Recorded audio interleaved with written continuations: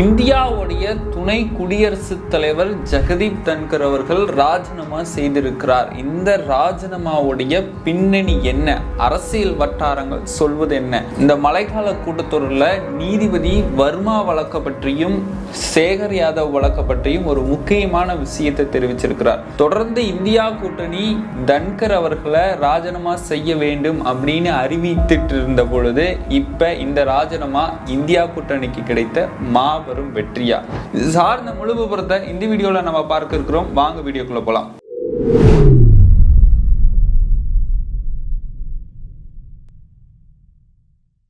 கோபாசை நண்பர்களுக்கு வணக்கம். நான் உங்கள் சின்னது. அரசியல் களம் தொடர்ந்து பேசுவோம், உண்மையை உறக்க சொல்வோம். இந்தியாவுடைய துணை குடியரசுத் தலைவர் ஏன் ராஜினாமா செஞ்சார் அப்படிங்கிறதுக்கான ஒரு முக்கியமான சோர்ஸ் வெளியாயிருக்கு. அதை நம்ம என்னன்னு பார்க்கலாம். எதிர்கட்சிகள் தொடர்ந்து ஜெகதீப் தன்கரை ராஜினாமா செய்யணும்னு தொடர்ந்து கோரிக்கை வச்சுட்டு வந்தாங்க. அந்த நோட்டீஸ் அவரை ஏற்று ராஜினாமா செஞ்சாங்கன்னு ஒரு பக்கம் சொன்னாலுமே ஒரு முக்கியமான சோர்ஸ் வந்திருக்கு. நீதிபதி வர்மா வழக்கு உங்களுக்கு தெரிஞ்சதுதான். நீதிபதியை பதவி நீக்கம் செய்ய வேண்டும்னு எதிர்கட்சிகள் நோட்டீஸ் கொடுத்திருக்கிறாங்க. அந்த நோட்டீஸை ஜெகதீப் தன்கர் ஏத்துக்கிட்டதாகவும் அதை ஏத்துக்கிட்டதுக்கு அப்புறம் அவருக்கு தொடர்ந்து ஒரு கிட்டத்தட்ட கால் வந்திருக்கு. அந்த கால் மத்திய அரசாங்கத்துக்கிட்ட இருந்து வந்திருக்குன்னு சொல்லியிருக்கிறாங்க. அந்த மத்திய அரசாங்கம் இதை நீங்க ஏத்துக்க கூடாது அப்படின்னு சொல்லியிருக்கிறாங்க. ஆனா ஜெகதீப் தன்கர் இதுதான் என்னோட வேலை, இதை தான் நான் செய்வேன் அப்படிங்கிற மாதிரியான ஒரு உரையாடல் எல்லாம் போயிட்டு இருந்திருக்குதாமா. இந்த உரையாடல்ல தான் ஏதேனும் சர்ச்சை ஏற்பட்டிருக்கு. இந்த சர்ச்சை ஏற்பட்டதுனால ஜெகதீப் தன்கருக்கு அடுத்து தெரிய வந்துருச்சு, நம்மளை எப்படியும் பதவி நீக்க சொல்லிடுவாங்க, நம்மளே ராஜினாமா செய்துட்டு போற மாதிரி போயிடலாம் அப்படின்னு சொல்லி நைட்டு 9:30 அவரே உட்காந்து தன்னுடைய கைப்பட கடிதத்தை எழுதி ராஜினாமா செய்துட்டு அந்த ராஜினாமா செஞ்சதுக்கு அப்புறம் பிரதமருக்கு, அந்த அமைச்சரவை கூட்ட தலைவர்களுக்கெல்லாம் நன்றி அப்படின்னு சொல்லிட்டாரு. இந்தியாவில் இருக்கக்கூடிய மிகப்பெரிய முக்கிய தலைவர்கள்லாம் ராஜினாமா செஞ்சாங்கன்னா அடுத்த நாள் நன்றி தெரிவிக்கும் விதமா ஒரு உரை நிகழ்த்துவாங்க. அந்த உரை கூட அவருக்கு நிகழ்த்தல. அப்ப அங்க ஏதேனும் கோளாறு ஏற்பட்டு இருக்கிறதுனாலதான் அவரே ராஜினாமா செய்திருக்கிறார். மத்திய அரசாங்கத்துக்கும் தன்கருக்கும் ஏதேனும் பிரச்சனை நடந்திருக்கு. இந்த பிரச்சனையின் காரணமாகத்தான் அவர் ராஜினாமா செய்தார் அப்படின்னு முக்கிய இடத்துல இருந்து முக்கியமான சோர்ஸ் வந்திருக்கு. இதனுடைய முழு விபரத்தை நம்ம பின்னாடி வரக்கூடிய கண்டென்ட்ல பார்க்கலாம். வாங்க கண்டென்ட்டுக்கு போலாம். நேத்து மழைக்கால நாடாளுமன்ற கூட்டத்தொடர் கூடுனுச்சு. இதுல இந்தியாவுடைய துணை குடியரசுத் தலைவரான ஜெகதீப் தன்கர் அவர்கள் அதிகாரப்பூர்வமா தன்னுடைய ராஜினாமா கடிதத்தை குடியரசுத் தலைவருக்கு வழங்கி இருக்கிறார். ஏன் வழங்கினார், அவர் என்ன காரணம் காட்டினார் அப்படின்னு பார்த்தோம்னா, மருத்துவ ஆலோசனைப்படி நான் இதை ராஜினாமா செய்துக்கிறேன். அதாவது இந்தியாவுடைய அரசியலமைப்பு சட்டம் 67A பிரிவின் படி என்னோட கடிதத்தை நான் குடியரசுத் தலைவருக்கு வழங்கியிருக்கிறேன் அப்படின்னு சொல்லி எந்த ஒரு முன் அறிவிப்புமே இல்லாம தன்னுடைய ராஜினாமா கடிதத்தை குடியரசுத் தலைவருக்கு சமர்ப்பணம் செய்திருக்கிறார். இந்த விஷயம் இப்ப அரசியல் வட்டாரத்துல பெரும் விவாதமா மாறி ஏன் அவர் ராஜினாமா செய்தார். இதுக்கு முன்னாடி இந்தியாவுடைய மிக பெரிய பொறுப்புகள்ல இருக்கிறவங்க ராஜினாமா செய்யறாங்கன்னா பின்னாடி கொஞ்ச நாளுக்கு முன்னாடி ஒரு அறிவிப்பு வெளியாகும், சில விஷயங்கள்ல வெளியாகும். ஆனா இவரு மழைக்கால கூட்டத்தொடர்ல மாநிலங்களவை தலைவராக தன்னுடைய கடமைகள்லாம் செய்திருக்கிறாரு. செய்ததுக்கு அப்புறம் தான் இந்த ராஜினாமா அரங்கேறி இருக்குது. இதுக்கு பின்னாடி இருக்கக்கூடிய மர்மங்கள்லாம் என்ன, அதுக்கப்புறம் நீதிபதி யஷ்வந்த் வர்மா வழக்குலையும் நீதிபதி சேகர் யாதவ் வழக்குலையும் அவர் சொல்லக்கூடிய விஷயங்கள்லாம் என்ன, இந்தியா கூட்டணி சார்பா ஏற்கனவே தன்கர் அவர்களை பதவி விலக வேண்டும் அப்படின்னு பல சர்ச்சைக்குரிய கருத்துக்களும் தெரிவிச்சிருந்தாங்க. இதுக்கு முன்னாடி திரிணாமுல் காங்கிரஸுக்கும் தன்கருக்கும் ஒரு சில மோதல்கள்லாம் ஏற்பட்டு இருந்துச்சு. இப்ப இவருடைய ராஜினாமா அரசியல் வட்டாரங்கள்ல மாபெரும் வெற்றியா கொண்டாடிட்டு இருக்கிறாங்க. இந்த வெற்றிக்கெல்லாம் காரணம் என்ன அப்படின்னு நம்ம வரிசையா லைன் பை லைனா பார்க்கலாம். ஃபர்ஸ்ட், அந்த கடிதத்துல என்ன சொல்லப்பட்டிருந்தது. அதாவது அந்த கடிதத்துல உருக்கமான ஒரு பதிவை போட்டிருக்கிறாரு. இத்தனை நாளா என்னோட பதவி காலத்துல எனக்கு ஆதரவு கொடுத்த பிரதமர், அமைச்சரவை மற்றும் நாடாளுமன்ற உறுப்பினர்கள் அனைவருக்கும் நான் நன்றி தெரிவிச்சுக்கிறேன். இந்தியாவுல ஒரு குறிப்பிடத்தக்க பொருளாதார வளர்ச்சியை கண்டு நான் மிகவுமே பெருமைப்படுறேன். அதை சிறப்பு உரிமையா பாக்குறேன். அது மட்டும் இல்லாம இந்தியாவுடைய பாரதோடைய வளர்ச்சி இன்னும் எதிர்காலத்துல பிரகாசமா இருக்கும் அப்படின்னு சொல்லி நான் நம்புறேன் அப்படின்னு சொல்லி ஒரு உருக்கமான ராஜினாமா கடிதத்தை எழுதிய முதல் துணை குடியரசுத் தலைவர் ஜெகதீப் தன்கர் அவர்கள்னே அவருக்கு பாராட்டு விழாலாம் வைக்கலாம். அப்படியாக உருக்கமான ஒரு பதிவை சொல்லியிருக்கிறார். சரி, இந்த திடீர் ராஜினாமா ஏன்? அந்த மாநிலங்களவை தலைவராக செயல்பட்டு இருக்கும் பொழுது, அந்த கூட்டத்தொடரில் மாநிலங்களவை தலைவராக செயல்பட்டு இருக்கும் பொழுது அவருடைய கடமைகள்ல நீதிபதி யஷ்வந்த் வர்மா வழக்குல அவர் என்ன சொல்லியிருக்கிறாரு அப்படின்னு பார்த்தோம்னா, நீதிபதி யஷ்வந்த் வர்மா வழக்கு நீங்க அறிஞ்சதுதான். ஏன்னா அவரோட வீட்டுல கட்டுக்கட்டா பணம் எரிஞ்சு அந்த பணத்தை கண்டுபிடிச்சு அது உச்ச நீதிமன்றத்துக்கு வழக்கா மாறி இந்தியாவுடைய முன்னாள் உச்ச நீதிமன்ற தலைமை நீதிபதி அந்த சஞ்சீவ் கண்ணா அவர்கள் 3 நீதிபதிகள் கொண்ட விசாரணை குழு அமைத்து இவருடைய பதவி விலக்கு தீர்மானத்தெல்லாம் சொல்லி இருந்தாங்க. ஆனா நீதிபதி யஷ்வந்த் வர்மா என்ன பண்ணாரு, இந்த பதவியில என்னால விலக முடியாது அப்படின்னு சொல்லிட்டு கொஞ்ச நாள் அப்படியே அமைதியா இருந்தாங்க. இப்ப அவரே உச்ச நீதிமன்றத்துல ஒரு ரெட் மனு தாக்கல் செய்திருக்கிறார், என்னால பதவி நீக்கம் பண்ண முடியாதுன்னு. இத அந்த மழைக்கால கூட்டத்தொடர்லயே மாநிலங்களவை சபாநாயகரா இந்த விஷயம்லாம் எனக்கு சேர்ந்துச்சு. இன்னும் ஒரு முக்கியமான விஷயங்கள் என்ன சேர்ந்துச்சுன்னா, நாடாளுமன்றத்துல நீதிபதியை பதவி நீக்க வேண்டும் அப்படிங்கிற ஒரு தீர்மானத்தை கொண்டு வரணும் அப்படிங்கிற விஷயம்லாம் என்கிட்ட சேர்ந்துச்சுன்னு தன்கர் சொல்லிட்டு, நீதிபதி வர்மாவை பதவி விலக சொல்லி கிட்டத்தட்ட 50க்கும் மேற்பட்ட மாநிலங்களவை உறுப்பினர்கள் கையெழுத்து தீர்மானமும், அதே மாதிரி மக்களவை சபாநாயகருக்கு 152 மக்களவை உறுப்பினர்கள் கையெழுத்திட்ட தீர்மானமும் எனக்கு வந்துச்சு அப்படின்னு சொல்லிட்டு நீதித்துறையோட இணை அமைச்சரான அர்ஜுன் ராம் மேகாவால் மூலமா தன்கர் அவர்கள் அறிந்து கொண்டார்களாமா. அறிந்து கொண்டதுக்கு அப்புறம் ஒரு சிறப்பு விசாரணை குழுவை கூட்ட வேணும், இது சார்ந்து முழுசா நடவடிக்கை எடுக்க வேணும் அப்படின்னு சொல்லிட்டு அந்த சிறப்பு விசாரணை குழுவுல உச்ச நீதிமன்றத்துடைய நீதிபதி ஒருத்தர் இருக்கணுமா, உயர் நீதிமன்றத்துடைய தலைமை நீதிபதி ஒருத்தர் இருக்கணும்னா, ஒரு முக்கிய சட்ட நிபுணர் இருக்கணுமா.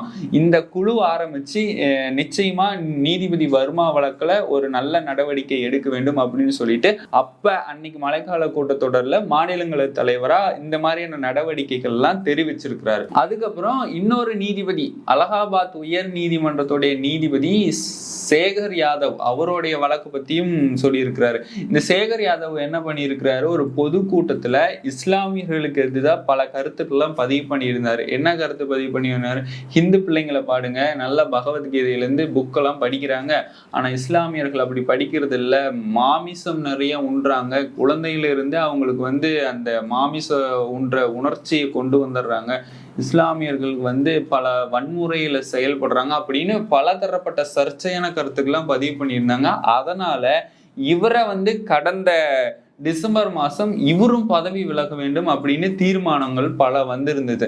இந்த தீர்மானமும் தன்கர் அவர்களுக்கு வந்திருக்கு. அந்த தீர்மானத்துல கிட்டத்தட்ட 50க்கும் மேற்பட்ட எம்பிகள் கையெழுத்திட்டு இருக்கிறாங்க. ஆனா ஒரு எம்பி 2 இடத்துல கையெழுத்திட்டு இருக்கிறாங்கன்னு தன்கர் அவர்கள் ஆய்வு செய்து இந்த விஷயத்த சொல்லியிருக்கிறாரு. இது எப்படி ஒரு இடத்துல கையெழுத்து இட்டது ஒருத்தரே 2 இடத்துல கையெழுத்திட்டது ஒரு சட்ட மீறல், இதை நம்ம தலைவர்கள்கிட்ட பேசணும் அப்படின்னு சொல்லிட்டு இப்படியாக இவருடைய ராஜினாமா அறிவிக்கிறதுக்கு முன்னாடியே மாநிலங்களவை தலைவராக அவருடைய நடவடிக்கைகள் அவருடைய பணியை சிறப்பா செஞ்சிட்டு இருக்கிறாரு. அப்படி செஞ்சிட்டு இருக்கும் பொழுது திடீர்னு ஏன் ராஜினாமா செய்தார் அப்படிங்கிறது இன்னும் யாருக்கு விளங்காம இருக்கு. ஒண்ணு, ராஜினாமா இவரே செஞ்சாரா, இல்ல ராஜினாமா செய்ய சொன்னாங்களா, ஆளுங்கட்சியால இவருக்கு ஏதேனும் ஒரு குடைச்சல் இருந்துச்சா, இப்படி பல்வேறு தரப்பட்ட கேள்விகள் இப்ப எதிர்கட்சிகள் எழுப்பிட்டு இருக்கிறாங்க. இதுக்கெல்லாம் தன்கர் பதில் சொல்வாரா, இல்ல மோடி அவர்கள் மாதிரியே மௌனம் சாதிப்பாரான்னு தெரியல. இப்ப இவர் செய்திருக்கக்கூடிய ராஜினாமா இந்தியா கூட்டணிக்கு கிடைத்த ஒரு மாபெரும் வெற்றியா கொண்டாடிட்டு இருக்கிறாங்க. சரி, இந்த மழைக்கால கூட்டத்தொடர் ஆரம்பிச்சுச்சுல்ல, அப்ப ஆரம்பத்துல இவர் என்ன செஞ்சாருன்னா, பகல்காம் பயங்கரவாத தாக்குதல்ல பாதிக்கப்பட்ட அந்த கொல்லப்பட்ட நபர்களுக்கெல்லாம் அஞ்சலி செலுத்தியிருக்கிறாரு.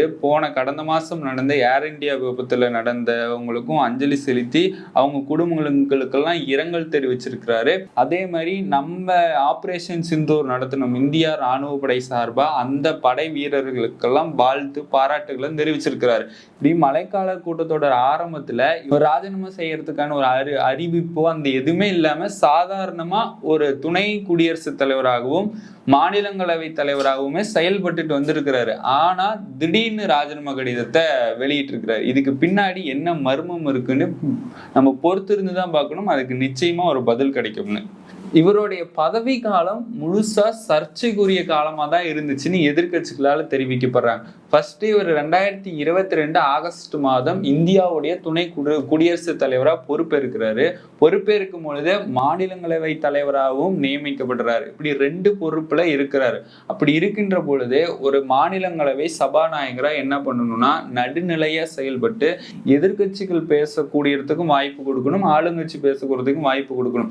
இப்படி அவர் வாய்ப்பே கொடுக்காம வெறுமனே ஆளுங்கட்சிக்கு மட்டுமே ஆதரவா செயல்பட்டு இருக்கிறாரு அப்படின்னு சொல்லிட்டு எதிர்கட்சிகள் கடுமையான சாடலை அறிவிச்சுட்டே இருந்தாங்க. இப்ப ஒரு தலைமை ஆசிரியர் இருக்கிறாரு, ஒரு பள்ளியில தலைமை ஆசிரியர் இருக்கிறாருன்னா எல்லா ஆசிரியர்கள் பேசுறதையும் அவர் கேட்கணும். ஆனா இந்த தலைமை ஆசிரியர் என்ன பண்றாரு, ஒரு குறிப்பிட்ட சமூகம் ஆசிரியர் சொல்றதை மட்டும் கேட்டு மற்ற ஆசிரியர்களுக்கு வாய்ப்பு கொடுக்கலன்னா அப்ப அங்க என்ன நிலவும்? சண்டை தான் நிலவும். அதே மாதிரிதான் இங்க இந்த சபாநாயகர் செஞ்சிருக்கக்கூடிய விஷயங்களை பல சண்டைகள் இந்தியா கூட்டணிக்கும் எதிர்கட்சிகளும் தொடர்ந்து சண்டை வந்துட்டே இருந்துச்சு.